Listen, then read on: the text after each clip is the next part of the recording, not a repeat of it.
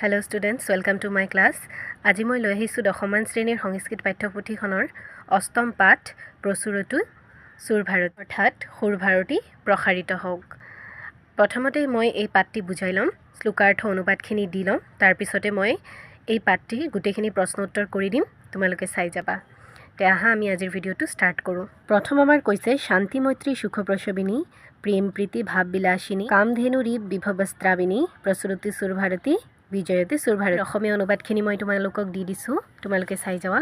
হ'ব শান্তি মৈত্ৰী সুখ প্ৰসৱকাৰী প্ৰেম প্ৰীতি ভাৱ প্ৰসাৰিণী কামধেনুৰ দৰে বৈভৱ প্ৰদায়িনী সুৰ ভাৰতী প্ৰসাৰিত হওক, সুৰ ভাৰতী বিজয়ী হওক। বেদ বেদান্ত জ্ঞান জননী নানাৰ সুধা মধুস্ত্ৰ অশ্বিনী সুৰতৰুৰীপ কামপ্ৰদায়িনী প্ৰচুৰতু সুৰ ভাৰতী বিজয়তে সুৰ ভাৰতী। এই শ্লোকাৰ্থখিনিৰ অসমীয়া অনুবাদ হ'ব বেদ বেদান্ত জ্ঞানৰ জন্মদাত্ৰী নানা ৰসৰ অমৃত মধুৰ নদী স্বৰূপ স্বৰ্গৰ গছৰ দৰে কাম প্ৰদান কৰি সংস্কৃত প্ৰসাৰিত হওক, সংস্কৃত জয়ী হওক। বাল্মীকি মুনি ভৱভূতি ভাস বেদব্যাস কবি কালিদাস প্ৰমুখ পূজিত দেৱী স্বৰূপিনী পৰম পুতচৰিত চাৰিণী নানা জ্ঞান সুধা স্বৰ্গৱতিনী প্ৰচুৰতু সুৰ ভাৰতী বিজয়তে সুৰ ভাৰতী। অসমীয়া অনুবাদ বাল্মীকি মুনি ভৱভূতি বেদব্যাস কবি কালিদাস আদিৰ দ্বাৰা পূজিত হোৱা দেৱী সদৃশ অতি শুদ্ধ আচৰণযুক্ত নানা জ্ঞানৰ অমৃতস্বৰূপ স্বৰ্গতিনী সুৰভাৰতী প্ৰসাৰিত হওক, সুৰভাৰতী বিজয়ী হওক। ষ্টুডেণ্টছ, আমি এইবাৰ এই পাঠটিৰ প্ৰশ্ন উত্তৰখিনি কৰিম, তোমালোকে প্ৰশ্ন উত্তৰখিনি চাই যাবা। অনুশীলনীৰ প্ৰশ্ন উত্তৰসমূহ 1. তলত দিয়াবিলাকৰ ভাৱ বহলাই লিখা। কামধেনুৰী বিভৱস্ত্ৰাবিনী। ষ্টুডেণ্ট, যিহেতু এই তিনিটা ভাৱ বহলাই লিখা যে দিছে, এইকেইটাৰ ভিতৰৰ পৰা এটা HSLC পৰীক্ষাত অহা দেখা যায়, তোমালোকে ভালদৰে মনোযোগ দি এইখিনি লিখি ল'বা আৰু লিখি লৈ সেইখিনি ধুনীয়াকৈ মুখস্থ কৰি ল'বা। তো দিছে কামধেনুৰী বিভৱস্ত্ৰাবিনী। উত্তৰ, কামধেনু এজনী গাই গৰুৰ নাম। বশিষ্ঠ আশ্ৰমৰ এইজনী গাই গৰু অসাধাৰণ আছিল। এই গৰুজনী আছিল অলৌকিক শক্তিসম্পন্ন। ঈপ্সিত বৰ গৰুজনীৰ পৰা পাব পৰা গৈছিল। সূৰ্যবংশীয় ৰজা দিলীপে পুত্ৰপ্ৰাপ্তিৰ বাবে এইজনী গাই গৰুৰ পৰাই বৰ লভিছিল বুলি শুনা যায়।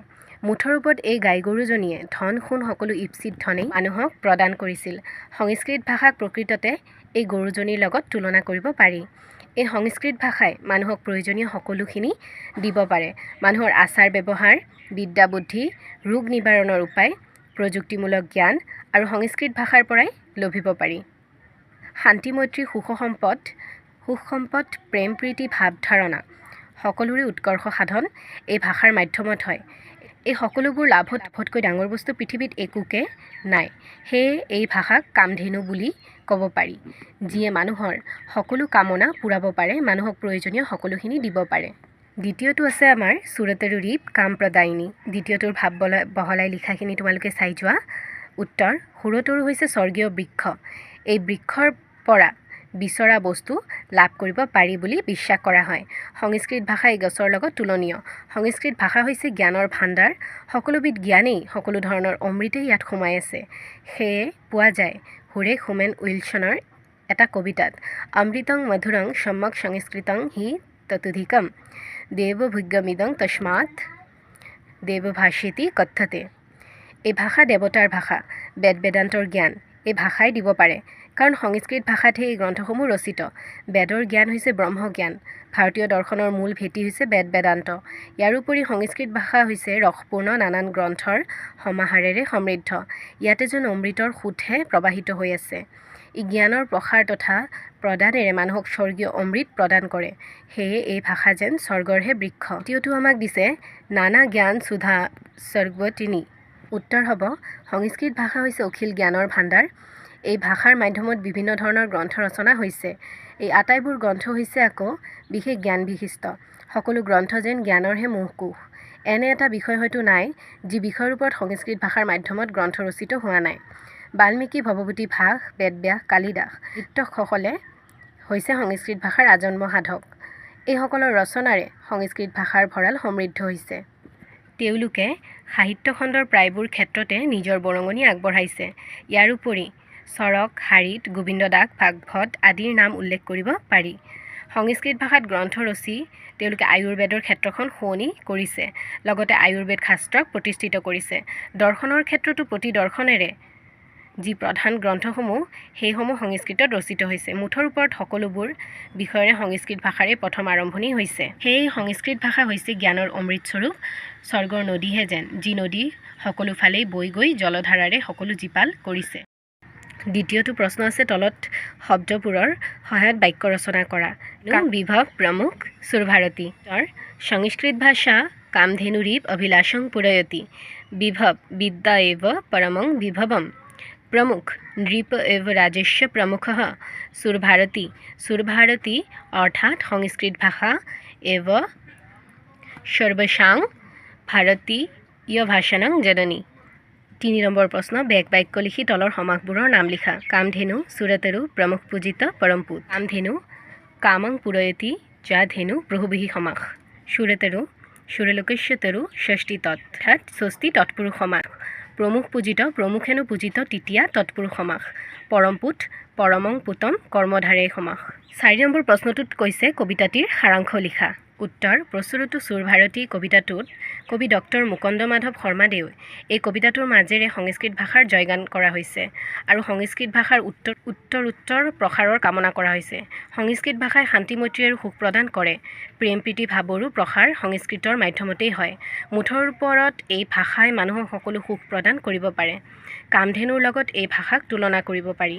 কামধেনুৰ দৰে এই ভাষাই বিভৱ প্ৰদান কৰে।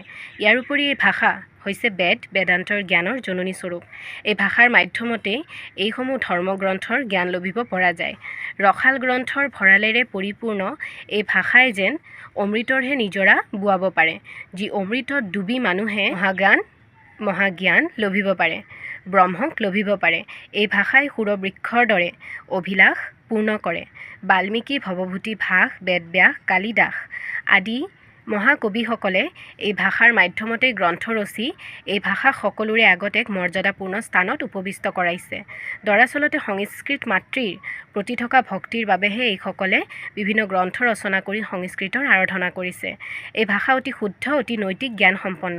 এইহেন সংস্কৃত ভাষাৰ প্ৰতি কবিয়ে ভক্তিভাৱেৰে সেৱা কৰাৰ উপৰিও এই ভাষাসমূহ প্ৰসাৰিত হওক এই কামনা কৰি সংস্কৃত ভাষাৰ বিজয়ৰ বাবে প্ৰাৰ্থনা জনাইছে। পঞ্চমটি আমাৰ প্ৰশ্নত কৈছে তলৰ বাক্যবোৰ সংস্কৃতলৈ অনুবাদ কৰা।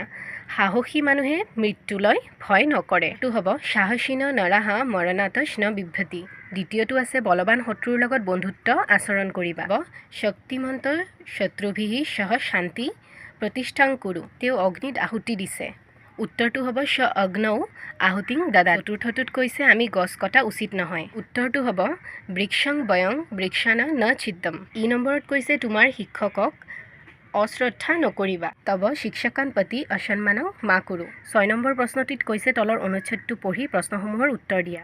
অস্তি হস্তিনাপুৰে বিলাস নাম ৰজকঃ তস্য গৰ্ভৱতী বাহনা দুৰ্বলে মুমূৰ্ষিৰিবা ভৱত ততস্তেন ৰজকে নাশো व्याघ्रचर्मणा प्रच्छन्नदारण्ये समीपे शस्त्रे क्षेत्र नियुक्त ततो दुरात्तमवलोक्य व्याघ्रो बुद्धया क्षेत्रपतयः स्तरं पलायन्ते।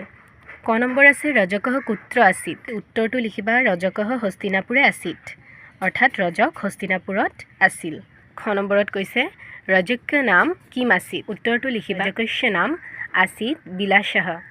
रजकस्य गर्धव किं कारणात् मुमूर्ष इव अभवत्। अति बाहनात् दुर्बल रजकस्य गर्धवः मुमूर्ष इव अभवत्। व्याघ्रचर्मणा प्रच्छाद्य गर्धवः कुत्र नियुक्तः हब व्याघ्रचर्मणा प्रच्छाद्य गर्धवः अरण्य समीपे शस्यक्षेत्रे नियुक्तः। 9 নম্বৰ প্ৰশ্নত কৈছে কম বালক্য क्षेत्रपतयः स्तरं पलायन्ते। উত্তৰটো হ'ব व्याघ्रचर्माবৃত্তং गर्धवम अवलोक्य क्षेत्रपतयः সত্তৰং পলায়ন। ষ্টুডেণ্টছ প্ৰশ্ন উত্তৰ এইখিনিলৈকে আছিল আৰু তাৰপিছত আছে ডক্টৰ মুকুন্দ মাধৱ শৰ্মাৰ বিষয়ে। তোমালোকে এইখিনি পঢ়ি ল'বা। এইখিনিৰ পৰাও প্ৰশ্ন কাটে। মুকুন্দ মাধৱ শৰ্মাৰ জীৱনীৰ পৰাও তোমালোকৰ বহুতো ইম্পৰ্টেণ্ট কুৱেশ্যন আনচাৰখিনি তোমালোকে পাই যাবা, যে মুকুন্দ মাধৱ শৰ্মাদেৱে ৰচনা কৰা উল্লেখনীয় গ্ৰন্থকেইখনৰ নাম। এনেকৈ তোমালোকক বিভিন্ন ধৰণৰ প্ৰশ্ন দিব পাৰে। তোমালোকে এই টোকাখিনি পঢ়ি ল'বা। অষ্টম পাঠটোৰ প্ৰশ্ন উত্তৰ এইখিনি আছিল। মই গোটেইখিনি কৰি দিলোঁ। তোমালোকে কিবা বুজি নোপোৱা থাকিলে মোক কমেণ্ট বক্সত মোক সুধিব পাৰা, মই তোমালোকক কৈ দিম। আজিলৈ ইমানেই, ধন্যবাদ।